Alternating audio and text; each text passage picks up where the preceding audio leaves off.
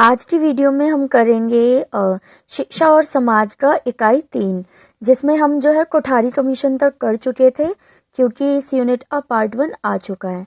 तो आज हम करेंगे पार्ट 2, जिसमें हमारे 3 पॉइंट्स रह गए थे, जिसमें पहला पॉइंट है राष्ट्रीय शिक्षा नीति 1968-86 और 1992 का क्रियान्वयन के लिए कार्यक्रम, यानी कि प्रोग्राम ऑफ एक्शन, जिसे हम POA भी कहते हैं। तो क्या है ये राष्ट्रीय शिक्षा नीति NPA, national policy of education? ये 2 बार आई, एक 1968 में और फिर 1986 में। लेकिन ये नीतियां तो 2 बार आई, लेकिन जो इसको एक्शन में लिया गया, मतलब जब इसको लागू किया गया, काम में लाया गया, वो था हमारा सन 1992, जिसे हम कहते हैं क्रियान्वयन के लिए कार्यक्रम। तो अब आपको इन तीनों सन में कंफ्यूजन नहीं होगी कि 1968 में नीति आई, 1986 में उसमें कुछ बदलाव लाए गए और 1992 में जाके उसको क्रियान्वित किया गया। तो सबसे पहले हम 1968 की बात करेंगे, राष्ट्रीय शिक्षा नीति 1968। इसमें इन्होंने कुछ जरूरी बातें कही थी, जैसे कि शैक्षिक संरचना कैसी होनी चाहिए, 10 + 2 + 3, जैसा हम पहले भी कमीशंस में पढ़ चुके हैं 10वीं तक। फिर 2 क्लास जो होंगी 11वीं 12वीं, उसे हम हायर एजुकेशन बोलेंगे, और फिर 3 साल का डिग्री कोर्स होगा जिसे हम ग्रेजुएशन बोलते हैं। और आगे इसमें कहा गया कि 10 वर्षीय स्कूली शिक्षा होगी, भाषा वही त्रिभाषा वाला सूत्र, उसके बाद मातृभाषा का इस्तेमाल होगा प्राथमिक स्तर पर, और 1 से 10 तक जो हम पढ़ाएंगे बच्चों को 10वीं तक, गणित और विज्ञान अनिवार्य होगा। सामाजिक विज्ञान होगा अलग से, जिसके अंदर भूगोल, इतिहास, नागरिक शास्त्र, अर्थशास्त्र, वाणिज्य शास्त्र होंगे। स्वास्थ्य और शारीरिक शिक्षा यानी फिजिकल एजुकेशन होगा, और जो +2 होता है 11th-12th, उसमें व्यवसायिक शिक्षा भी लाई जाएगी, और +3 यानी कि विश्वविद्यालय शिक्षा को मान्यता दी जाएगी। तो ये सारी बातें 1968 में शिक्षा नीति ने कहा। लेकिन 1968 में ये तैयार हो गया था, लेकिन आपको पता है कि जब नई नई सरकारें आ जाती हैं तो फिर किसी भी नीति को पास होने में बहुत टाइम लग जाता है। तो फिर हम आ गए 1986 में, और 86 में हमने क्या किया, उन्हीं नीतियों में थोड़ा बहुत बदलाव कर दिया और इसे 12 भागों में बांट दिया। जब आपके एग्जाम में 1986 की राष्ट्रीय शिक्षा नीति आती है तो आपको इन 12 के 12 भागों को लिखना होगा, क्योंकि यही इसके मेन विशेषताएं भी है, महत्व भी है और भूमिका भी है। सबसे पहले क्या बताया गया इसमें, राष्ट्रीय शिक्षा नीति में शिक्षा की भूमिका को बताया गया कि किस तरीके से शिक्षा जरूरी है किसी देश के लिए। उसके बाद शिक्षा का सार बताया गया कि किस किस स्तर पर शिक्षा कैसी होगी या फिर कितनी होगी। तीसरी बात कि राष्ट्रीय शिक्षा व्यवस्था नेशनल लेवल पर जो है एजुकेशन को लाया गया, और समानता के लिए शिक्षा को क्या किया, एक समान कर दिया गया सभी के लिए। तकनीकी व प्रबंध शिक्षा, मतलब कि टेक्निकल एजुकेशन पे ज्यादा ध्यान देने के लिए कहा गया। छठा जो भाग है उसमें कहा गया कि विभिन्न स्तरों पर शिक्षा का पुनर्गठन किया जाए, जैसे प्राथमिक लेवल पर और फिर 8वीं तक, फिर जो भी हमारा 10 + 2 + 3 का लेवल है, सभी स्तरों पर कुछ न कुछ बदलाव किए जाएं जो कि अच्छे हों। 7वां जो भाग है उसमें कहा गया कि शिक्षा व्यवस्था को कारगर बनाया जाए, यानी कि जो शिक्षा के बारे में लिखा जा रहा है अच्छी अच्छी बातें, वो सिर्फ लिखी ना जाए बल्कि उसे कारगर मतलब काम में भी लाया जाए। 8वें जो भाग है उसमें विषय वस्तु की बात की गई कि कौन सी कक्षा में कैसे विषय होने चाहिए। 9वें में क्या हुआ, शिक्षकों की बात की गई कि शिक्षक जो है वो कितना कितना उनको एक्सपीरियंस होना चाहिए, उनका वेतन कितना होगा, है ना, उनका प्रशिक्षण कैसा होगा, ये सारी बातें।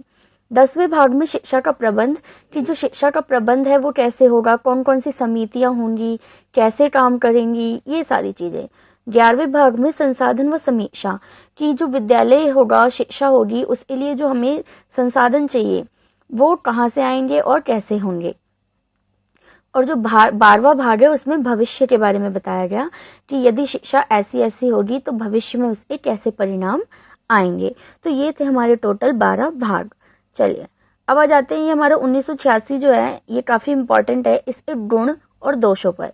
तो गुण की अगर मैं बात करूं तो गुण में इसकी सारी विशेषताएं ही आ सकती हैं, जैसे कि कार्य योजना व वित्तीय व्यवस्था, है ना, कि इन्होंने जो कार्य योजना बनाई वो काफी अच्छी थी और वित्तीय व्यवस्था भी अच्छी थी, क्योंकि इन्होंने वित्तीय व्यवस्था में क्या किया कि नेशनल और स्टेट दोनों में पैसों को बांट दिया कि दोनों मिलकर खर्च करेंगे शिक्षा पे।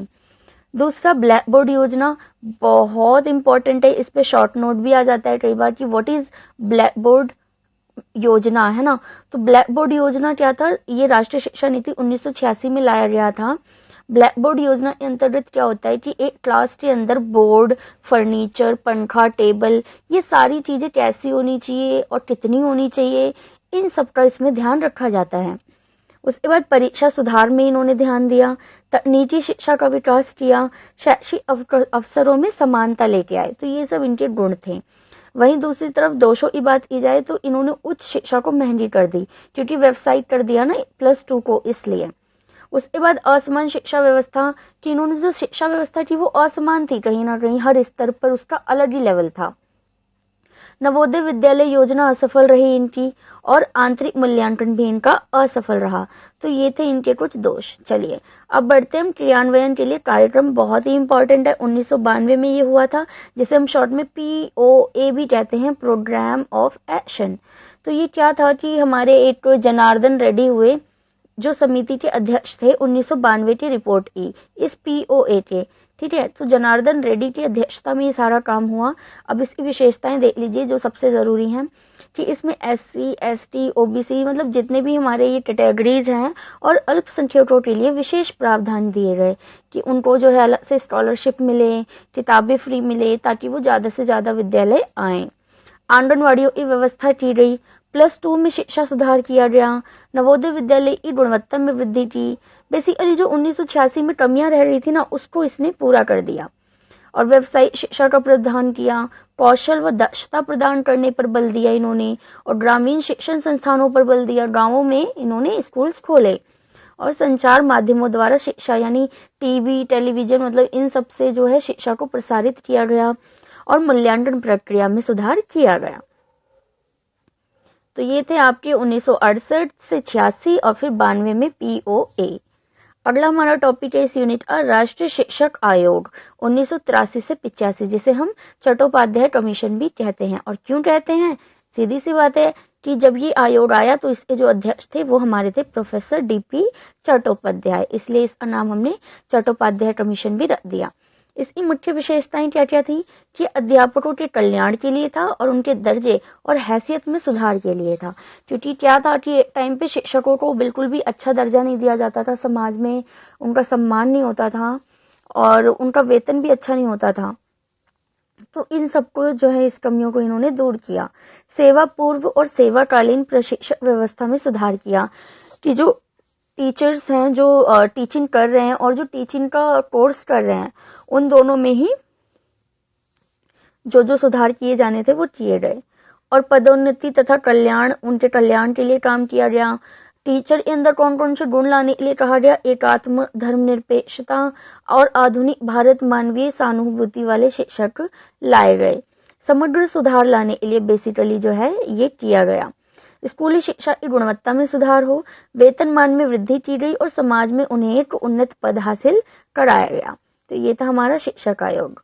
आगे चलते हैं, अगला और आखिरी टॉपिक जो है वो है हमारा शिक्षा का अधिकार। हाँ जी, राइट टू एजुकेशन, जिसे हम RTE भी कहते हैं, जो कि 2009 में आया, और अभी भी जो है ये 2009 का पैटर्न ही चल रहा है। अगर रिसेंट की बात करूं तो वैसे नई शिक्षा नीति आ चुकी है, लेकिन अभी उसको लागू नहीं किया गया है, तो तब तक हम इसे ही मानेंगे कि यही चल रही है ना। अब जो है इसकी मेन विशेषताएं क्या थी वो देख लेते हैं। राइट टू एजुकेशन ने क्या कहा कि निःशुल्क एवं अनिवार्य शिक्षा देगी। किन बच्चों को, 6 से 14 साल के बच्चों को। ये हम सभी जानते हैं, आज के टाइम पे यही हो रहा है। तो बेसिकली आप आज का सिस्टम माइंड में रखेंगे तो आपका राइट टू एजुकेशन कभी गलत हो ही नहीं सकता। अन्य विद्यालयों में स्थानांतरण का अधिकार, मतलब आप एक स्कूल से दूसरे स्कूल में माइग्रेशन करवा सकते हैं। विद्यालय स्थापना का उत्तरदायित्व दिया गया। सरकार का उत्तरदायित्व कि सरकार क्या क्या रिस्पॉन्सिबिलिटीज होंगी, और वित्तीय तथा अन्य उत्तरदायित्व, यानी पैसों से रिलेटेड और जितने भी उत्तरदायित्व थे वो भी सरकारों में बांट दिए गए। विद्यालयों का उत्तरदायित्व कि विद्यालय के क्या कर्तव्य होंगे जब आप बच्चे को स्कूल में लेकर आते हैं। तो कोई कैपिटेशन शुल्क अथवा टेस्ट नहीं होगा अभिभावकों का। क्या होता है कि जब बच्चे का एडमिशन होने वाला होता है तो पेरेंट्स का टेस्ट हो रहा होता है, या फिर उनसे पैसे मांगे जाते हैं, तो ऐसा कुछ भी नहीं होगा, ये राइट टू एजुकेशन ने कहा। शारीरिक दंड तथा मानसिक प्रताड़ना पर रोक, कि टीचर जो है वो बच्चों को ना तो शारीरिक चोट पहुंचा सकते हैं और ना ही मानसिक। मध्यांतर भोजन की व्यवस्था, मिड डे मील आप सभी जानते हैं, और बच्चों के अधिकारों की सुरक्षा की गई, और शिक्षकों की रिक्तियां भरना, यानी जितने भी टीचर्स जो है रह गए हैं, फटाफट जितनी भी रिक्तियां हैं, जरूरत है टीचर्स की, वो पूरी की जाए। इसके बावजूद भी क्या हुआ, 2009 के हमारे इसमें थोड़ी बहुत कमियां रह गई हैं, जो कि हम पढ़ लेते हैं। क्या है, अगर गुण की बात की जाए तो ये सारी विशेषताएं ही गुण हो जाएंगे, है ना। तो हम कमियां पढ़ लेते हैं कि मानसिक प्रताड़ना को परिभाषित नहीं किया। मतलब अभी इन्होंने कहा कि हम मानसिक प्रताड़ना नहीं देंगे, तो वो किस टाइप की होगी, ऐसा कुछ बताया नहीं गया। क्योंकि क्लास में टीचर क्या करता है, बच्चे को प्रिपेयर करता है, तो वो कुछ ऐसी बातें बोलता है कि बच्चा मोटिवेट हो। तो कई बार बच्चा वो उससे मोटिवेट ना होकर डीमोटिवेट भी हो जाता है, तो क्या वो मानसिक प्रताड़ना होगी या नहीं। तो ऐसा कुछ बताया नहीं गया कि मानसिक प्रताड़ना बेसिकली है क्या।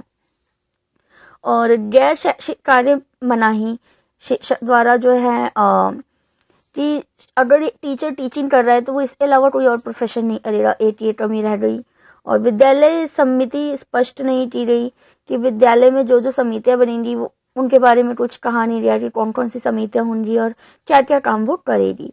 शिक्षकों के उचित वेतन पर मौन रखा गया कि कौन से टीचर को कितना मिलेगा, जो एक्सपीरियंस टीचर है उसको वेतन ज्यादा मिलेगा या नहीं मिलेगा, ऐसा कुछ भी क्लियर नहीं था।